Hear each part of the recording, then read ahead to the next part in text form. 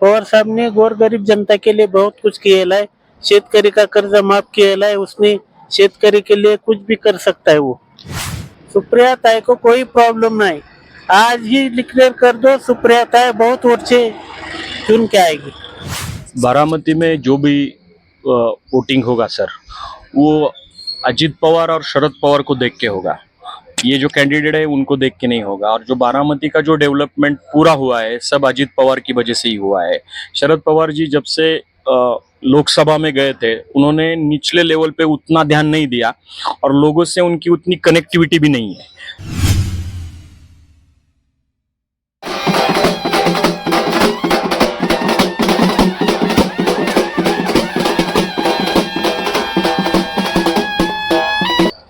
जय हिंद दर्शकों, मैं हूं जितेंद्र दीक्षित और जितेंद्र दीक्षित स्टोरीज में आपका स्वागत है। दर्शकों, बीते 5 सालों में महाराष्ट्र की राजनीति में काफी कुछ घटित हुआ है। काफी नाटकीय घटनाक्रम हुए।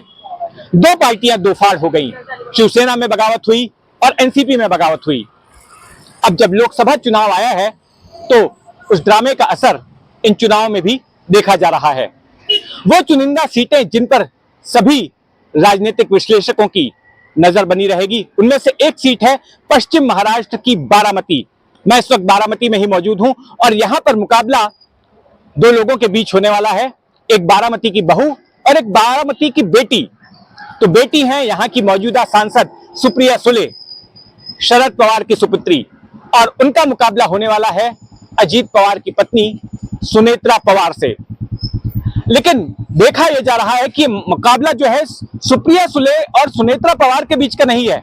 दरअसल मुकाबले को देखा जा रहा है शरद पवार और अजीत पवार के बीच का, क्योंकि ये दोनों ही पार्टियां, ये दोनों ही गुट अलग अलग हो गए हैं और चुनाव आयोग ने असली एनसीपी होने की मान्यता अजीत पवार के गुट को दी है। न केवल अजीत पवार के गुट को असली पार्टी माना है, बल्कि जो चुनाव चिन्ह घड़ी का था वो भी अजीत पवार को ही दे दिया है।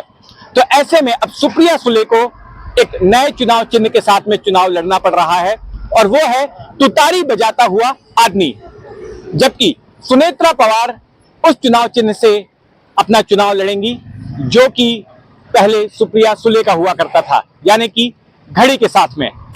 भले ही ये देखा जा रहा हो कि मुकाबला सुप्रिया सुले और सुनेत्रा पवार के बीच है, लेकिन मामला इतना सीधा नहीं है। कहानी में एक ट्विस्ट है और एक ट्विस्ट लाया है विजय शिवतारे नाम के शिवसेना के एक नेता और पूर्व मंत्री ने। विजय शिवतारे 2014 में पुरंदर विधानसभा सीट से विधायक चुने गए थे, लेकिन 2019 में कुछ उनकी ओर से बयान दिए गए जिसकी वजह से अजीत पवार खफा हो गए। पुरंदर विधानसभा सीट इसी लोकसभा सीट के अंतर्गत आती है और फिर अजीत पवार ने चैलेंज किया था कि मैं देखता हूं कि वे किस तरह से अपना चुनाव जीतते हैं, और वाकई में शिवतारे चुनाव हार गए। अब गुस्से में शिवतारे बदला लेना चाहते हैं और उन्होंने कहा है कि वे भी चुनाव लड़ेंगे, वे भी अपनी उम्मीदवारी घोषित करेंगे। अब ऐसे में मुश्किल हो गई है सुनेत्रा पवार के लिए, क्योंकि शिवतारे जो है महायुति के सदस्य हैं, शिवसेना के सदस्य हैं, और सुनेत्रा पवार महायुति की उम्मीदवार हैं।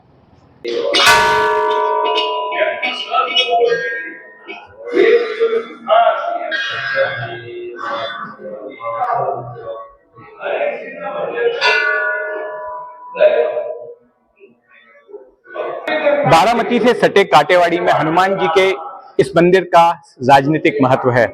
दरअसल शरद पवार आमतौर पर जो है मंदिर जाते हुए दिखाई नहीं देते, पूजा पाठ करते हुए दिखाई नहीं देते, लेकिन उनके बारे में यहां बताया जाता है कि बीते कई दशकों से जब भी शरद पवार अपने चुनाव प्रचार की शुरुआत करते हैं तो पहला नारियल इसी मंदिर में आकर फोड़ते हैं। और ना केवल शरद पवार बल्कि उनके भतीजे अजीत पवार और बेटी सुप्रिया सुले भी अपने चुनाव प्रचार अभियान की शुरुआत यहीं से करती हैं। तो इस बार ये देखना दिलचस्प होगा कि आखिर हनुमान जी की कृपा किस पर बरसती है। दोनों ही खेमों का दावा है कि जीत तो उनकी ही होनी है। एक तरफ सुप्रिया सुले की अगर बात करें तो सुप्रिया सुले के खेमे का यह कहना है कि जिस तरह से सुप्रिया सुले ने लोकसभा में यहाँ के किसानों का मुद्दा उठाया, यहाँ के निवासियों का मुद्दा उठाया बीते 5 सालों में, तो इस बात का फायदा उन्हें मिल सकता है। और इसके साथ साथ सुले के खेमे का यह भी मानना है कि जिस तरह से पिछले साल एनसीपी में बगावत हुई तो उससे एक सहानुभूति की लहर पैदा हुई है और उस लहर का फायदा सुप्रिया सुले को मिल सकता है। अब दूसरी ओर अगर सुनेत्रा पवार की बात करें तो सुनेत्रा पवार सत्ताधारी महाराष्ट्र में जो सत्ताधारी गठबंधन है महायुति, एक तरह से उसकी उम्मीदवार हैं और इस बार सुनेत्रा पवार को साथ मिल रहा है बीजेपी का। पिछली बार एनसीपी के उम्मीदवार के खिलाफ बीजेपी का उम्मीदवार था, लेकिन इस बार बीजेपी एनसीपी के साथ ही है, तो इस बात का भी फायदा उन्हें मिल सकता है और इसी बिना पर सुनेत्रा पवार का खेमा दावा कर रहा है कि जीत उन्हीं की होगी। पश्चिम महाराष्ट्र का बारामती वो इलाका है जहां के किसान राज्य के दूसरे हिस्सों के किसानों से समृद्ध माने जाते हैं। लहलहाते हुए गन्ने के खेत इस इलाके की पहचान है। शुगर कोऑपरेटिव मूवमेंट की शुरुआत इसी इलाके से हुई थी और इन्हीं शुगर कोऑपरेटिव्स के जरिए पवार परिवार ने अपनी राजनीति चमकाई।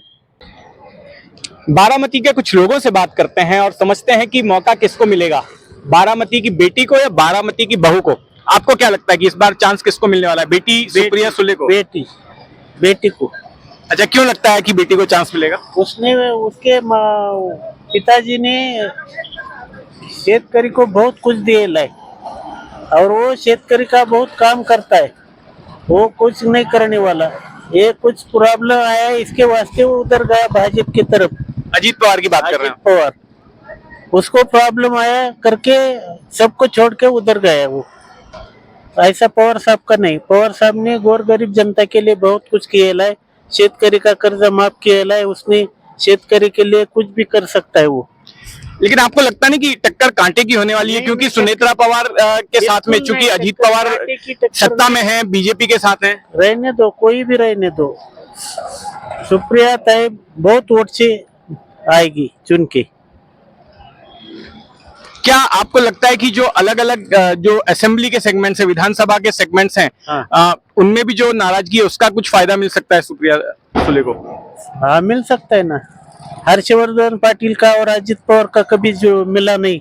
हाँ, राहुल कुल भी उसके विरोध में है, विजय शिवतारे उसके विरोध में है, संग्राम थोपटे को भी कभी अजित दादा ने मदद की नहीं, वो कैसा उसके पीछे पड़ेगा?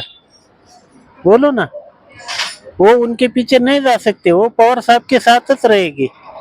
वो चंदू काका जगता भी कांग्रेस का आदमी है, पुरंदर का, वो कैसा इनकी तरफ जाएगा? क्या नहीं जाने वाला। सुप्रिया ताई को कोई प्रॉब्लम नहीं, आज ही डिक्लेयर कर दो, सुप्रिया ताई बहुत वोट से चुन के आएगी। बारामती में जो भी वोटिंग होगा सर, वो अजित पवार और शरद पवार को देख के होगा। ये जो कैंडिडेट है उनको देख के नहीं होगा। और जो बारामती का जो डेवलपमेंट पूरा हुआ है सब अजित पवार की वजह से ही हुआ है।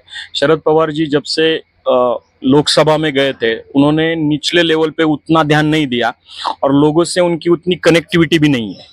जो भी लोकल लोगों से, निचले वाले लोगों से जो भी कनेक्टिविटी है वो अजित पवार जी की है। और अजित पवार जो भी है, जो होता है वो बोलते होगा, नहीं होगा तो डायरेक्टली नहीं बोलते। इसलिए अजित पवार का जो कैंडिडेट रहेगा, यानी उनकी मिसेस जो सुनेत्रा वहिनी है, उनके चांसेस बहुत ज्यादा है बारामती में चुन के आने के इस बार। 2019 के लोकसभा चुनाव में सुप्रिया सुले ने बीजेपी की उम्मीदवार को 1.5 लाख मतों के अंतर से हराया था।